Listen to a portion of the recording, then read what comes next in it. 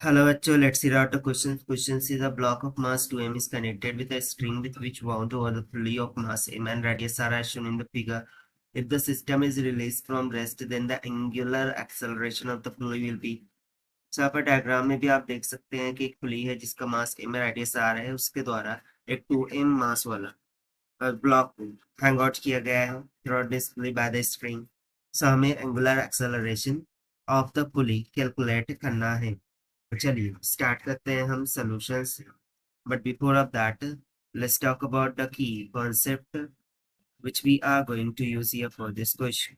तो यहाँ पर हम Newton's second law of motion का यूज करेंगे which can be states that के Newton's second law of motion के अकॉर्डिंग जो भी net force at a point होंगी that must be equals to mass times of acceleration. तो यह हम दे देंगे concept number first. Concept number second में हम टॉर्क का फॉर्मूला देखेंगे। Torque is equal to force into radial distance होता है and it is also is equal to the moment of inertia times of angular acceleration. और साथ ही साथ यदि मैं इस कंडीशन में एंगुलर एक्सेलरेशन की बात करूं सो वो acceleration divided by the radius के इक्वल होगा। ठीक है, सो इन सभी फॉर्मूलाज हमें अल्टीमेटली यहाँ पर यूज करना है। सबसे पहले यदि हम 2m मास के लिए फ्री बॉडी डायग्राम ड्रॉ करें सो डाउनवर्ड डायरेक्शन में ड्यू टू एक्सेलरेशन ग्रेविटी जो फोर्स लग जाएंगी वो 2mg होंगी और अपवर्ड डायरेक्शन में लग रहा होगा टेंशन। और चूंकि 2m मास ये m मास से ग्रेटर है सो डाउनवर्ड डायरेक्शन में एक्सेलरेशन लगेगा। तो by using the Newton's second law of motion the net force must be equals to mass times of acceleration। But यहाँ पर मास कितना है 2m के इक्वल है इसीलिए 2m इंटू एक्सेलरेशन होगा। सो नेट फोर्सेस क्या लग रही है डाउनवर्ड डायरेक्शन में 2mg माइनस में अपवर्ड डायरेक्शन में tension this must be equals to 2ma। इसे हम मान लेंगे इक्वेशन नंबर फर्स्ट। ना उसी तरीके से यदि हम पुली के लिए बात करें सो फॉर द पुली, यदि हम पुली के लिए यहाँ पर बात करें सो पुली के लिए जो टॉर्क होगा वो अबाउट दिस डायरेक्शन में होगा and that must be equals to force into radial distance.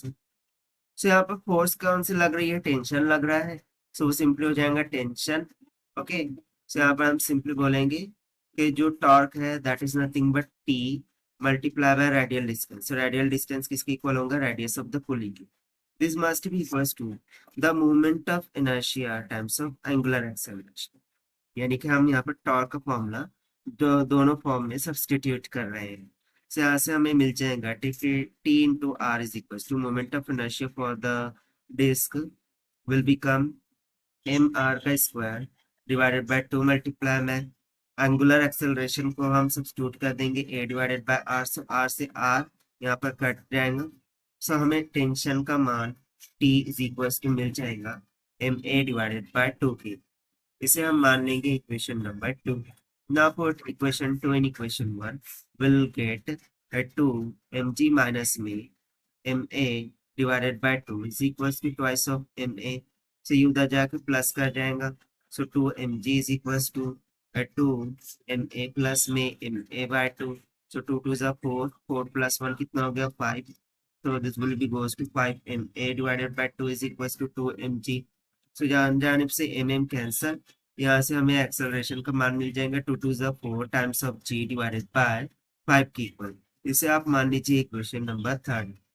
But as per the question हमें angular acceleration alpha find out करना था जो कि इक्वल होगा a डिवाइडेड बाय r के। सो इक्वेशन 3 से यदि हम एक्सेलरेशन का मान यहाँ पर सब्स्टिट्यूट कर दें that is 4g divided by 5।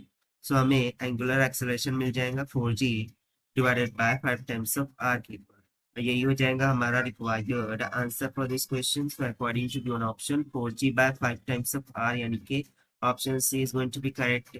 So this is the required solution. I hope you understand. Well, best of luck. Thank you.